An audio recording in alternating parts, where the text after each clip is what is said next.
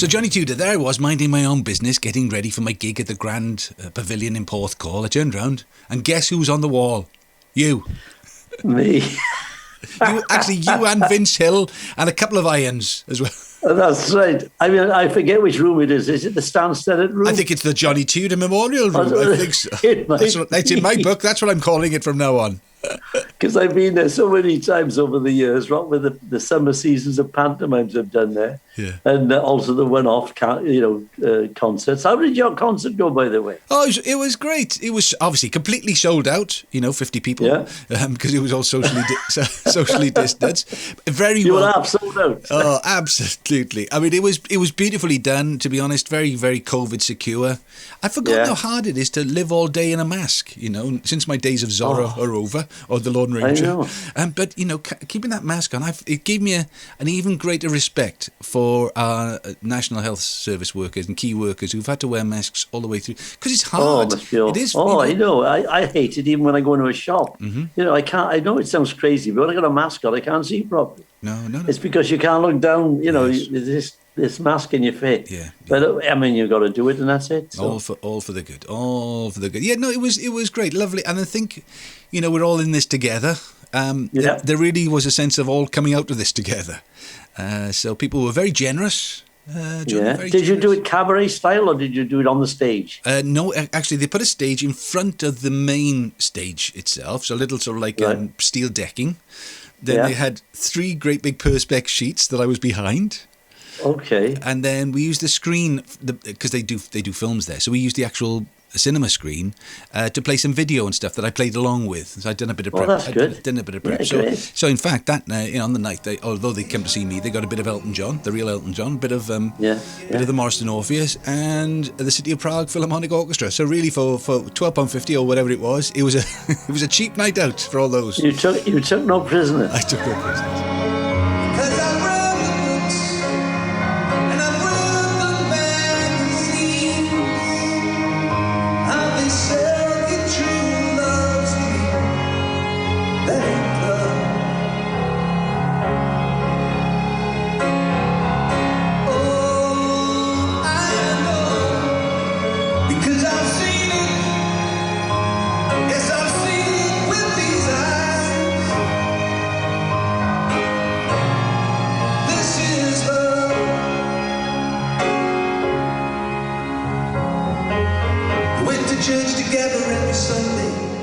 Anyway, the dressing room, because it's nice. It's a nice little dressing room, and in fact, they've all got. There was another picture in one room. Actually, 2 people: Mike Doyle and Max Boyce. They were both in there. Yeah. Catherine Jenkins, and I suppose the rooms start to be known by the pictures, don't they? I suppose. Yeah. I mean, there's lots of pictures. The thing is with dressing rooms. I mean, there's all sorts of dressing rooms. Obviously, there's the tatty ones in the clubs used to do. There's a nail on the wall. That was your dressing room. And then you see all these dog-eared photographs stuck up with these weird names. There was one bloke he was called Skid Marks, spelt SKYD Marks.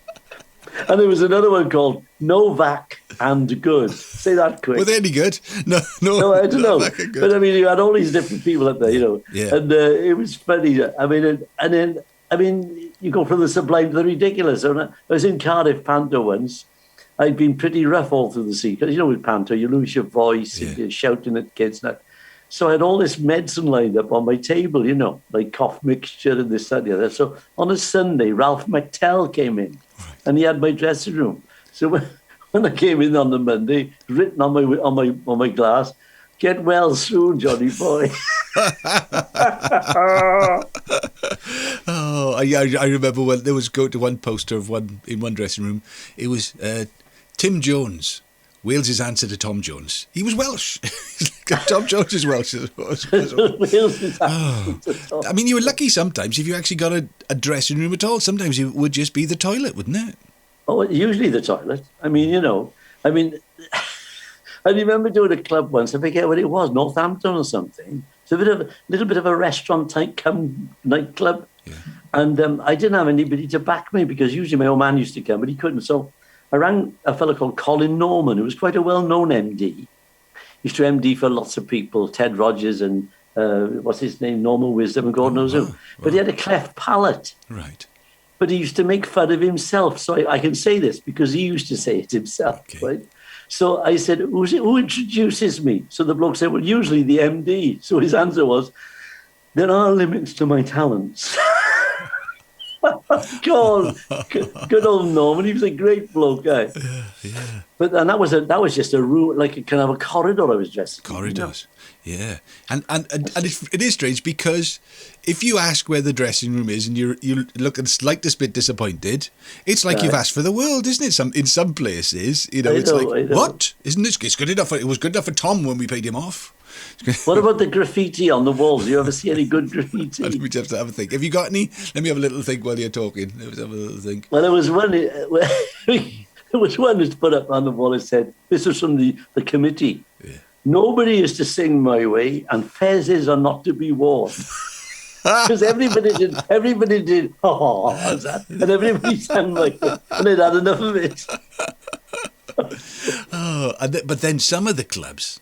Once you got to a certain level, Johnny, I mean, some of them were quite palatial, weren't they? They had everything. I mean, if you went to, for instance, the Talk of the North Eccles or Blighty's of Broadway and Britain, they were big clubs. Yes. You'd be on with stars, you know what I mean? Yeah. I think when I did the Blighty's and Broadway, I think Jack Jones was top of the bill and the Dallas Boys were second top and I was like underneath them, you know what I mean? And I worked with Saturday Night at the Movies, what are they called? Drifters. I worked with them in the Manchester City Football Club. It was a huge club. Right, in the football club itself, yeah. So and you had decent dressing rooms, obviously. Yeah. But, going back to the Porthcawl dressing rooms, when I first worked there, they didn't have any proper dressing rooms. Right. Underneath in the lesser hall, as they called it, they made some. Right. So there's all these like little cubicles they made for people to dress in. And they're probably still there, Yeah. What was strange about the Porthcawl Grand Pavilion was that I couldn't work out where I was because it's such a rabbit warren to these things. Right. It's like, and I'd come out in the most unexpected places, And you got the two little stairways that go up the side of the stage, very narrow staircase. Yes, yeah. It's brilliant. It was that lovely. What about the Grand Theatre? Now the Grand, since they've been refurbished, which was a long time ago in itself, but I think they've got the Henry Irving room. Which was I think he was a very famous music hall. Well, a famous actor, wasn't he? Something like that. Right. Well, the thing is with the Swansea Grand, when I first worked there, which is 1969 pantomime, the main dressing room was there, and then there was the next one to it. There was two dressing rooms in one. You have to go through one dressing room to get to the other one. Oh, right. So the dame had the one in front, and I had to go through his room to get to the next one at the back. Right.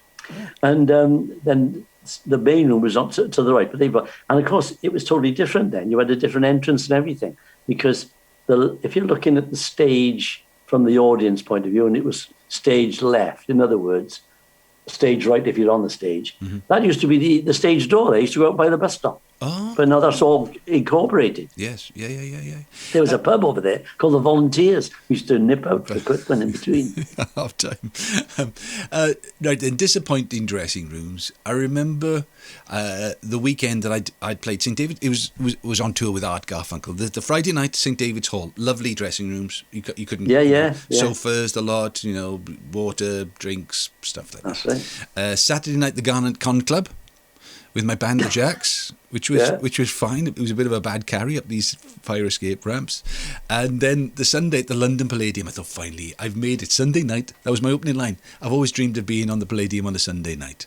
But the dressing rooms, Johnny Tudor, they're small and mouse drop-ins and, like they put these little trap things to catch vermin. Yeah. Vermin, I tell you what, it was a bit of a disappointment because they were dilapidated and falling apart. Nobody had refurbished them. Well, they're old theatres, aren't they? I mean, I think when I did it, when I did the one with Dorothy, I had this little small dressing room, but in the week it was because it was a Sunday. That was a Sunday I did. It was I'm terrible with names lately. Shut that door. Oh, Larry Grayson. Larry Grayson. It was his dressing room. Yeah. He was doing a season, obviously. Yeah. But he'd left a message for me. Have a drink, Johnny boy, because they're all this. So he's really nice. He didn't know me, but he left a message for me to have a drink and make myself at home and have a good show. Isn't that fantastic? Isn't that fantastic? Because when you're doing a long run, it does become your second home as well, doesn't it? You know. Well, it does. It does. I'll never forget Wyn Calvin. He was something else, Uncle Wyn. He'd have a kip and everything in between. You see, he'd have a lilo and his little alarm clock. You know, he'd go over to Marks and Spencer's and buy himself some croissants. He'd stick them on the radiator to warm up. It was his little house for the season. You know? Traveling abroad, some of those lovely, you know, those big venues, Africa and Caribbean and all that. Nice. Well, the African, when I was working 5-star hotels, so I had a suite. You know, it was like wonderful, really. I was living the life of luxury and eating in the restaurant like everybody else. So I didn't need to have a dressing room. I just got dressed in my room, and I walked up to the cabaret room and went on. You know. Monte Carlo Casino was a lovely. I had a nice dressing room there. And you know, champagne and all the jazz. You know, at the beginning, the opening night, and then a big party the last night. But that's the cream. You don't get them all the time. Then you're in Lucker Workman's. Or you're doing Swansea Dockers, and you've got to climb up a fire escape in the rain with all your gear. Did you ever have a rider, Johnny Tudor? Did you ever send the club a rider of what you needed? No, I wasn't that big. Okay. They wouldn't take any notice if I did. Because you know, there's that whole thing about you know, we want a bowl of M&Ms, no brown ones. Have you know? You know, but I heard the people. It was one of the big American rock groups who used to do that. But there was logic behind what appeared to be complete insanity. Okay, so bear with me on this. So they put in their rider quite a few different things, like you know, the joists need to carry you know, weighted speakers and lights, and they need to be to this specification, and the stage needs to be this high, and it needs to have all that.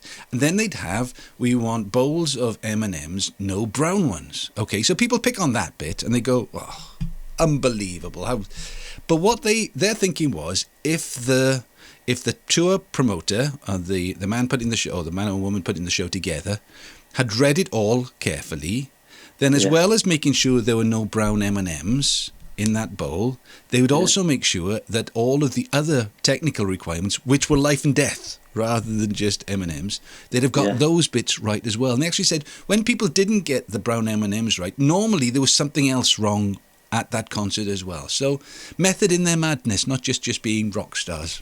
That's right. The biggest diva bit I ever heard when I was speaking to the front of the house manager of the Palladium Brass, and they not long had Yul Brynner doing The King and I, right? And he'd gone in and he had his key like this, and he went to the door and he went, "No, that's not good. You got to move this key. I want to be able to go like this and go straight in. I don't want to be doing this or that." They moved the key out. I've heard it all. And another one was, I think it was either Shirley Bassey, I think it may have been Shirley Bassey, and she'd followed somebody in like Vicky Carr. And Vicky Carr had the room painted purple, we'll say, and she didn't like that colour. She wanted to paint it, so they did it. Because these stars, they can demand this stuff and they get away with it. It's a bit daft, really, but there you go. I suppose that's what happens. I'm glad we've never changed, Johnny. We've never changed. Well, going back to the clubs, though, the backing. I mean, you've had to worry about that because you've got your own band. I remember going into one place. There was a woman, and she was the organist. And she had a broken arm. She had blinking cast on it. Right. See? Right. So, where's your music, love? So I gave her the music, and she went, all right. And she walked away. I said, hang on, don't you want to know the tempo? Where he goes, don't worry, love, I can vamp, don't you worry. I can vamp. She was diabolical. She ruined my act. And the worst one, I mean, Hastings, that was it. The White Rock Pavilion. You're right. And the pianist was Tony Meehan of the Shadows' father. Right. You couldn't read the echo of this bloke. But I didn't know this at the time. So I go on and he totally annihilated my parts. Yes. So I came off fuming now. I'm going nuts. So there's another guy on the show called Del Derrick, who's a very calm sort of guy, who played vibraphones and he sang a bit of that. He said, don't upset him, John, you'll make him worse, you know. I said, I'll upset him. I said, I'll kill him. I said, he's ruined my act. So then he said, he went on. Now, he opened his act with, I'm walking along the street or at a party. Da, da, da, da. Before him, there was a girl called the Magical Claudine. She used to pull feathers and rabbits out of hats and all this, right? And her playoff music was Caravan. Da, da, da, da, da, da, da, da, da, da. He comes on, he's going, you're walking along the street. They're still going, da, da, da, da, da, da. And he comes up and he went, well, what happened, gentlemen? It fell apart as I told you, was it? Oh, Johnny. Well. The gigs, I tell you what. But I tell you what was great about those days. When we used to go up the motorway, you probably had the same, and you'd meet people at the service stations. Yeah. You know, Gordano's over there, or Knutsford on the M6. You know, and they'd all be there because they used to have the transport cafe. They haven't got them anymore. No. But you could go into that part and get your full, fry up at 2 a.m. And, and all the boys and the lorry drivers, they all be in, and all the rock bands, Yeah. See Jerry and the Pacemakers or the Foremost. Hiya, John, how's it going, lads? It was great. I remember we stopped her. So Wal, my bass player, became vegetarian, right? Oh, right. Vegetarian. And he was looking after his health and everything. We walked into one of those late one night. And we had a fry-up, even though it was the middle of the night at a fry-up. The lady behind the counter needed a nice shave, and the cigarette ash was going in the eggs. But, by that stage, you don't care. You're starving. And, so she starts with the bacon. He said, no bacon, thank you. Starts with the sausages. No sausages, just the eggs. And she said, do you want toast? And he went, yes, please. Do you have any brown toast? She looked up at him, it's like he'd sworn at her, and she said, we don't get much call for that around here. Brown toast in a transport cafe. Goodness me. So there we are. Vegetarian. I tell you what, I got to tell you this, man. We're in one transport cafe, and the guy who was serving was gay. And he came up and he went, sausage, egg and chips and fried bread.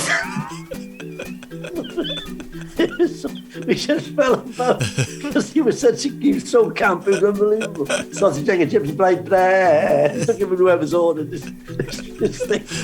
So when I wrote this sitcom, I wrote this character in, and Sean Probert played the part. Oh, Sean. But Sean, yeah, he's not very well, I spoke to him the other day.